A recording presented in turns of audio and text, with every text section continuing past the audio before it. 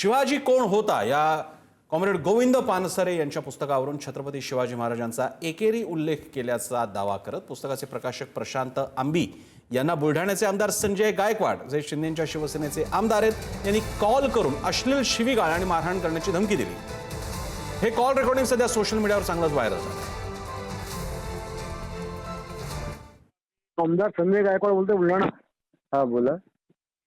तुमचं एक पुस्तकात आमच्या लग्नामध्ये काय म्हटलं, शिवाजी कोण होता म्हणून। हा, तर तुम्ही शिवाजी महाराजांना शिवाजी म्हणता का? हॅलो, मी तुम्हाला सकाळी कॉल करतो का? इकडे आवाज येत नाही व्यवस्थित। नाही, मला येतो तुमचा आवाज। हा, शिवाजी कोण होता, तुम्ही शिवाजी महाराजांना शिवाजी एकेरी भाषेत बोलता का? ते गोविंद पानसरेंचं पुस्तक आहे आणि ते एकेरी नाही आहे, गोविंद पानसरेंचं पुस्तक आहे ते। अरे गोविंद पानसरे कोण हरामखोर आहे? शिवाजी महाराजांना शिवाजी म्हणणारा। तुम्ही माहिती घ्या, तुम्हाला कळेल कोण आहे। काय माहिती घ्यायची गरज नाही मला माहिती आहे शिवाजी महाराज कोण आहे।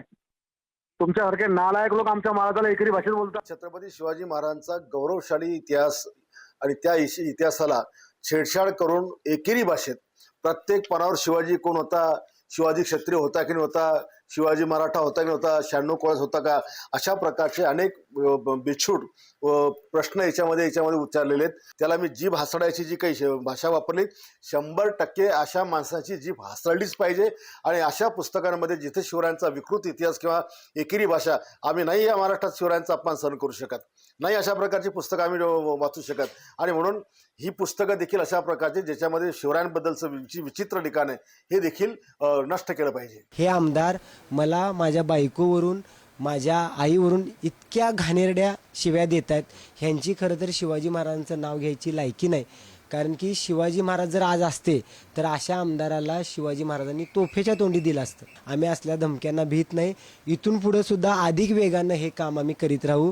आम्ही काल राजारामपुरी पोलीस स्टेशनमध्ये जाऊन त्यांना पोलिसांना हे कॉल रेकॉर्डिंग वगैरे ऐकवलेलं आहे। आज आम्ही राजारामपुरी पोलीस स्टेशनमध्ये गुन्हा दाखल करतोय।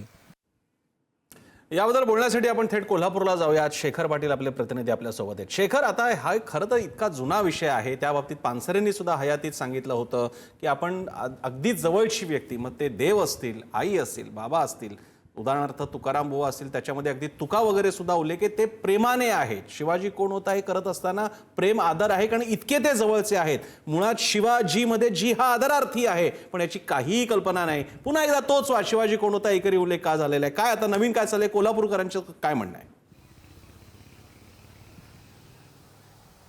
प्रसन्न सर, अगदी बरोबर आहे। हा जुना वाद आहे। 38 वर्षांपूर्वी हे पुस्तक जे आहे ते लिहिलं गेलं होतं आणि आता पुन्हा एकदा त्याच्यावरती वाद सुरू झालेला आहे। ज्या पद्धतीनं आमदार यांनी जी शिवीगाळ आणि धमकी जी दिलेली आपण सगळ्यांनी ऐकलेलीच आहे। मात्र प्रशांत आंबी आता या संदर्भातच आता पोलीस ठाण्यामध्ये जाणार आहेत आणि त्यांच्या विरोधात गुन्हा दाखल करणार आहेत। आज आपण दोन महत्त्वाच्या प्रतिक्रिया देखील या संदर्भातल्या घेतल्या। एक मेघा पानसरे आणि स्मिता पानसरे यांच्या, या दोघींनीही आपल्याला प्रतिक्रिया देत असताना सांगितलं की हे संजय गायकवाड हे धमकी देत असताना त्या ठिकाणी तुम्हाला पानसरेंचं काय झालं माहिती आहे का, असं देखील त्यांनी उल्लेख केलेला आहे। एकीकडे हा उल्लेख करत असताना तुम्हाला पानसरेंचं काय झालं हे माहिती आहे का, म्हणजे तुम्ही या खुना संदर्भातले संबंधित आहात का, या खुनाच्या अनुषंगाने तुमचा देखील यामध्ये काय हात आहे का, असं देखील चौकशीची मागणी जी आहे ती आता स्मिता पानसरे यांनी केली, जी गोविंद पानसरे यांची कन्या आहे।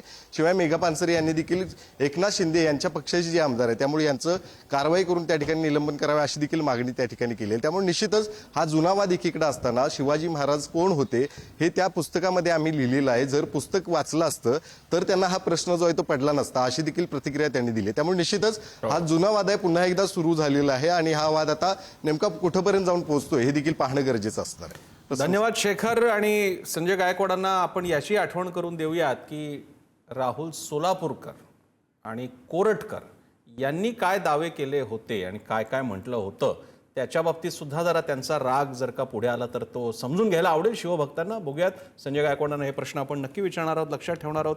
तुर्तास धन्यवाद शेखर, तुम्ही दिलेल्या माहितीबद्दल।